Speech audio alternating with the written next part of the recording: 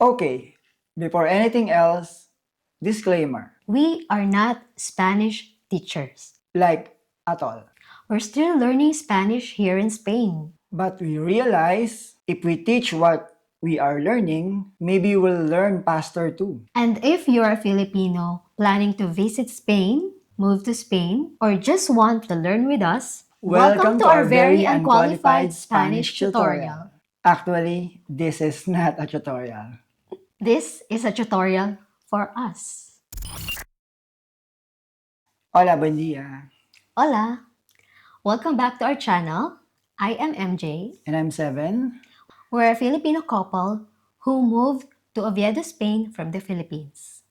So like we promised, we'll take you on our journey on learning Spanish. So we created this lesson.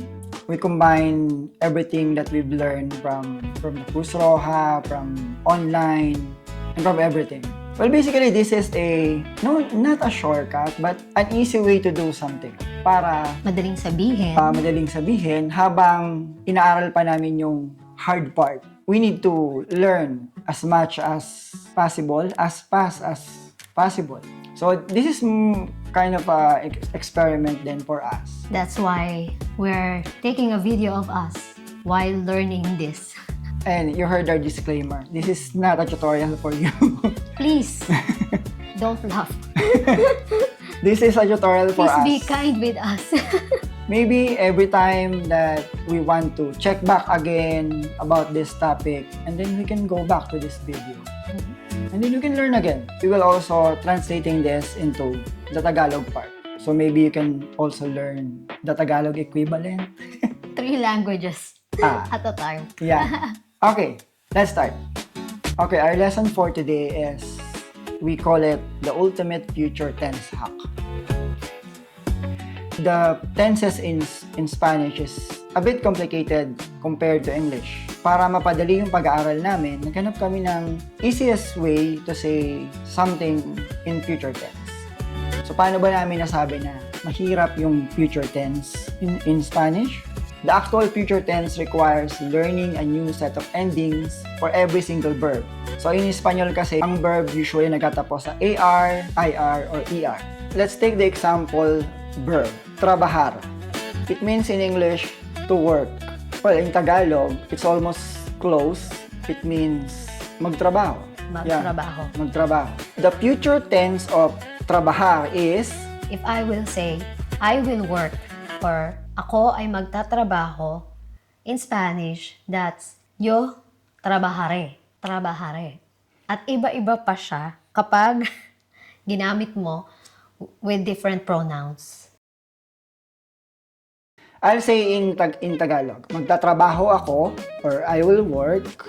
Yo trabajaré. Magtatrabaho ka, you are going to work. Magtatrabaho siya, or he or she is going to work. Él or ella trabajará. We are going to work, or magtatrabaho kami. Nosotros or nosotras trabajaremos.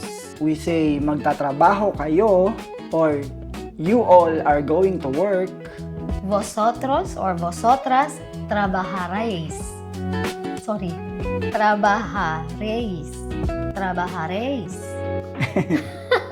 Trabajaréis. Kasi may ano pa siya may ano bang tawag doon? Kudlit. Kudlit sa I. Trabajaréis. And if I say magtatrabaho sila, or they will work, or they are going to work, They are going to work. In Spanish, it's trabajarán. Trabajarán. Trabajarán.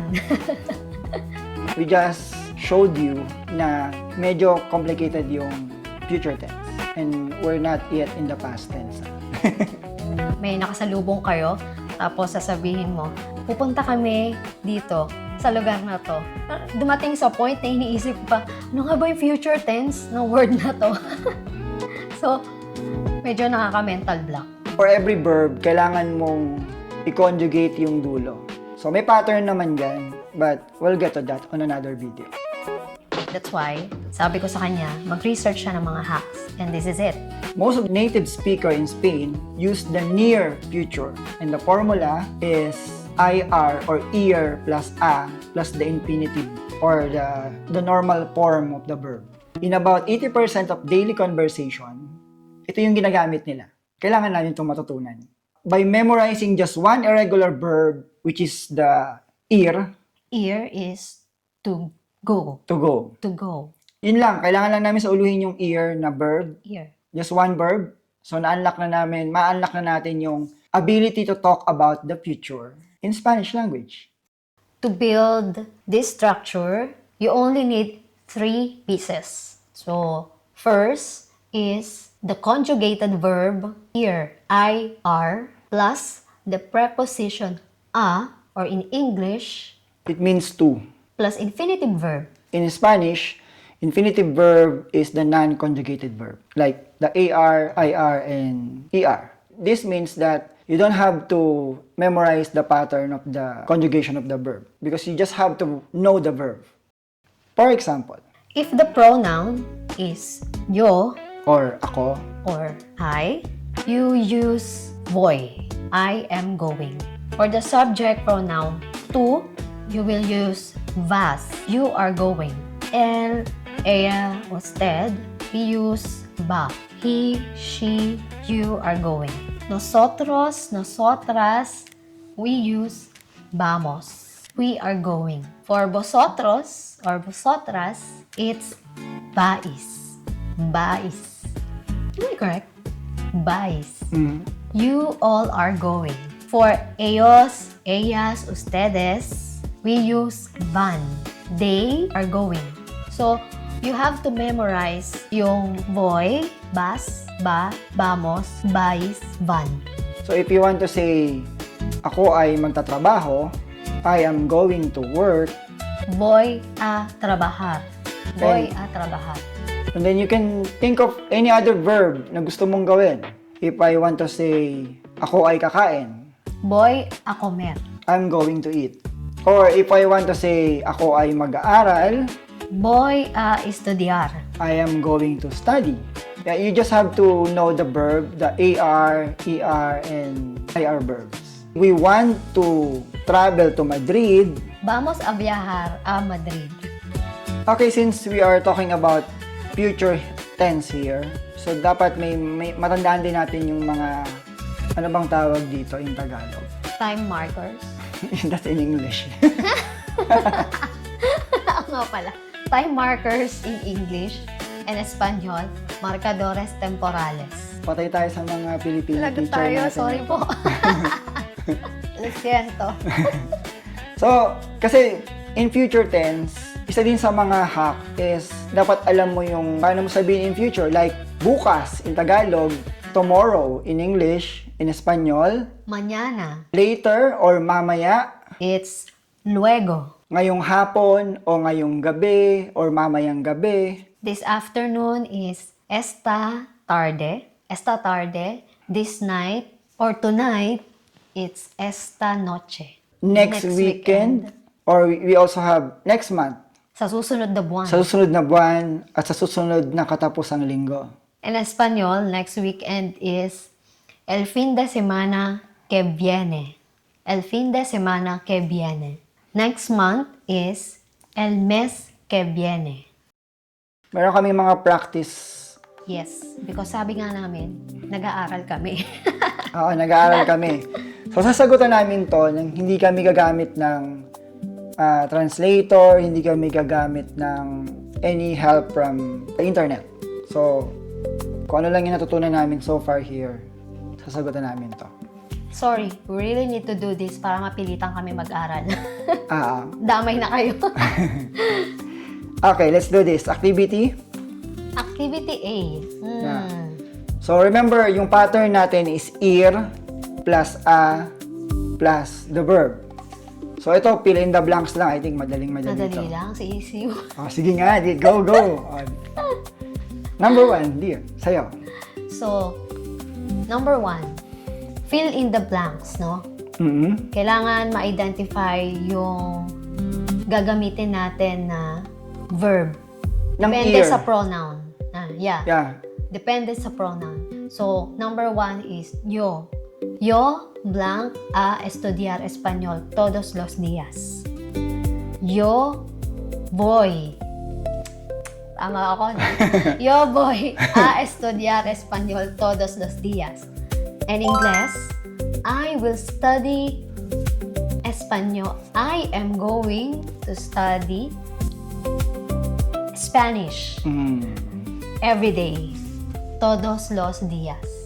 Every day, right? Tama. Okay, number 2. It's nosotros blank a comer paella el domingo. So, ang answer ko dito is nosotros vamos a comer paella el domingo. Or we are going to eat paella on Sunday. Kakain kami ng paella sa linggo. Okay. Number 3. It's my turn. Laura y Carlos. Oh, this is he or she. He and she, no. Laura y Carlos blank a comprar un coche nuevo. Laura y Carlos. So you have ako. You have Ha? Ba. Laura y Carlos va a comprar un coche nuevo. Laura. What did you use? Ba. Ba because Because no. you have yo, to, ella. No. Since plural sila, dalawa sila, Laura y Carlos. Tama, di ba? Laura y Carlos van a comprar un coche nuevo. Laura and Carlos is going to buy a new car. Or, in Tagalog, si Laura at Carlos ay bibili ng bagong kotse. yeah. Ay, tama yung Tagalog ko dun, ha? Okay, next. Tu blank a ir al cine luego. Oh, this is question, so I'm sorry. Tu blank a ir al cine luego. So, tu vas a ir al cine luego. So, my answer is vas. B-A-S. Are you going to movie later? Are you going to movie later? Or pupunta ka ba sa sinihan mamaya? I think in English, you can also say this, are you going to the cinema later? Because cine is sinihan in Tagalog.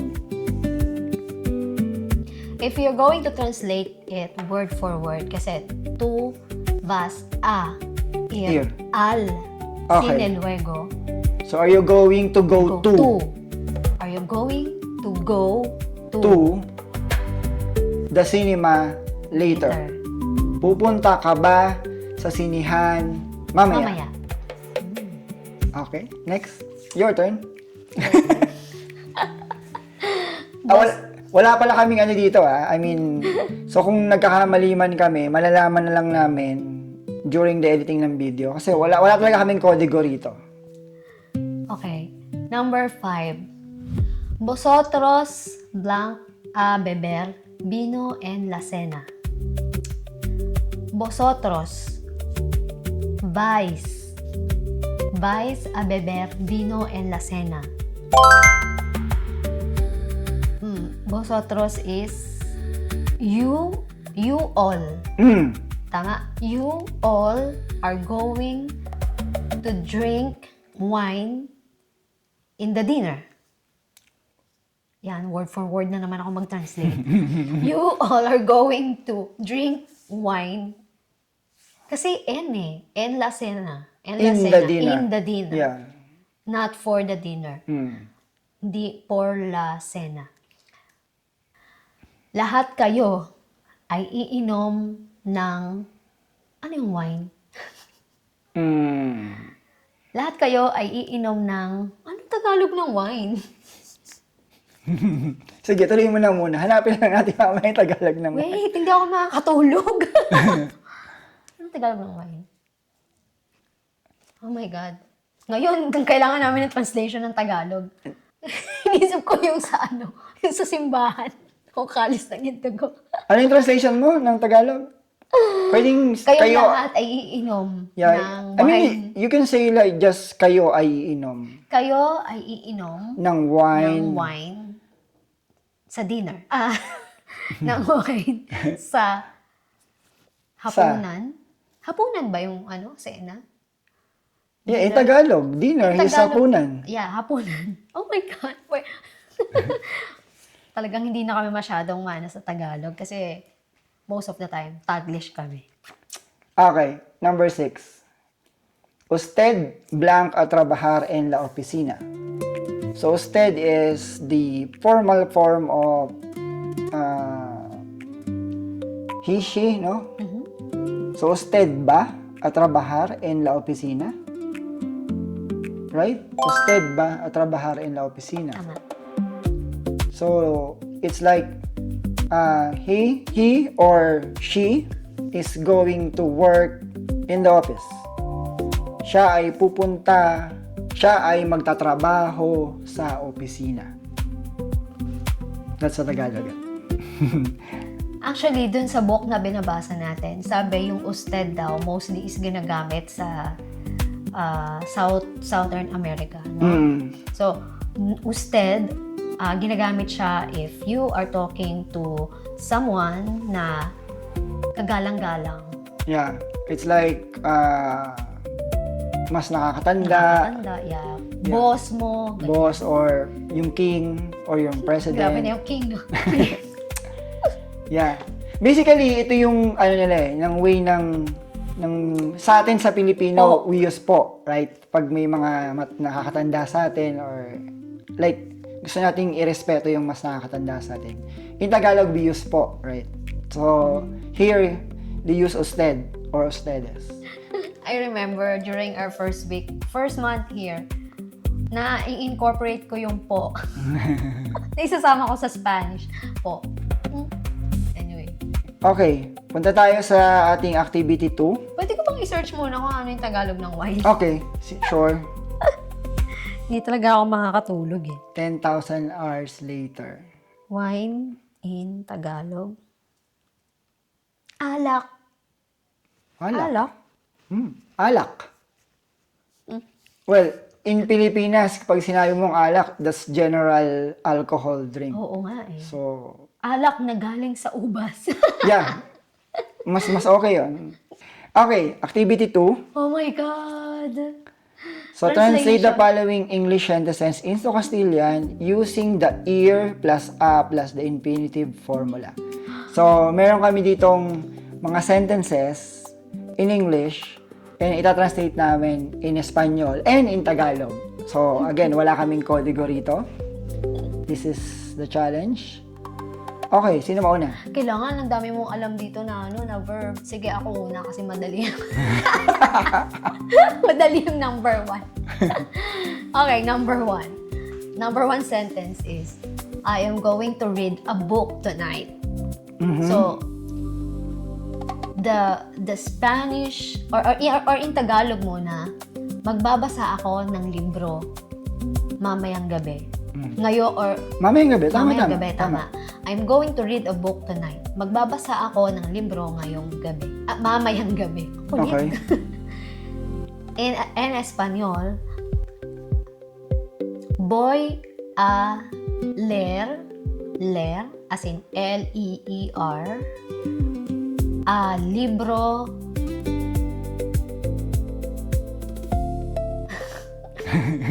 This is en what noche. This is what's happening with us every time we talk to someone in Spanish. Voy a leer.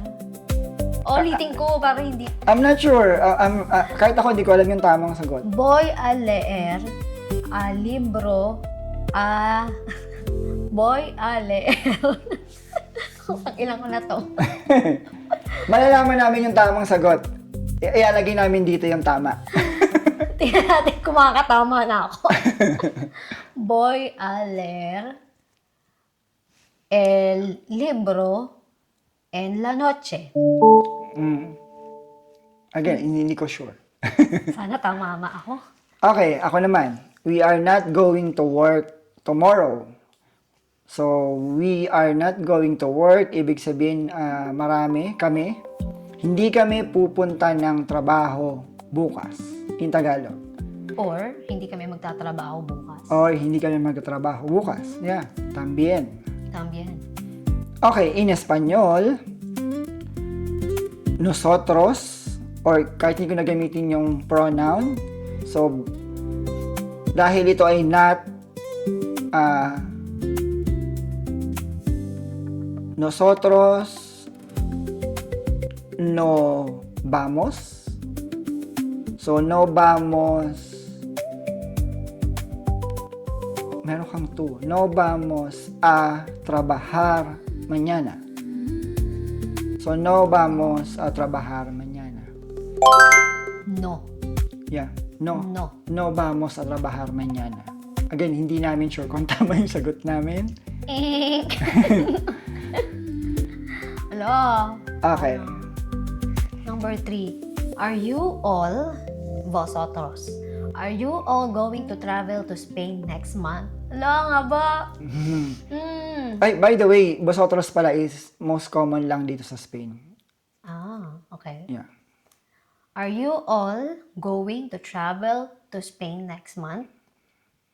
Yung Tagalog muna, para mas maintindihan mo. Kayo ba ay Tama. magta-travel? Kayo ba Kayo ba ay ay magbabakasyon or pupunta? kayo ba ay pupunta sa Kayo ba ay pupunta sa Espanya sa susunod na buwan? En Espanyol, vosotros vais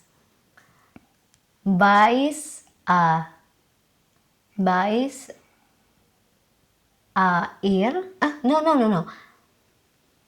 Vais a viajar a España próximo semana. En el próximo semana. No, yeah. En el próximo semana. No, semana is weekend. Ay, sorry. Week. En Próximo- próximo mes. Ulit, buo. Wait, próximo or próxima? Próximo. Próximo mes. Question mark pa nga pala to. Vais a viajar a España en el próximo mes? Meron ba talaga NL yun? En el próximo. In the next month. Mali yata ako. Vais a viajar a España próximo mes? Check natin mamaya.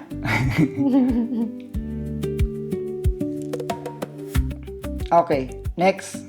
She is going to learn Castilian Spanish. Yung Tagalog, siya ay mag-aaral ng Castilian Spanish. Or siya ay mag-aaral, Siya ay matutunan. siya ay mag-aaral. Okay. So, iba pa yung sa estudyar. Yeah, I mean, learn. to learn. To learn. To learn is, siya ay mag-aaral ng Castilian Spanish or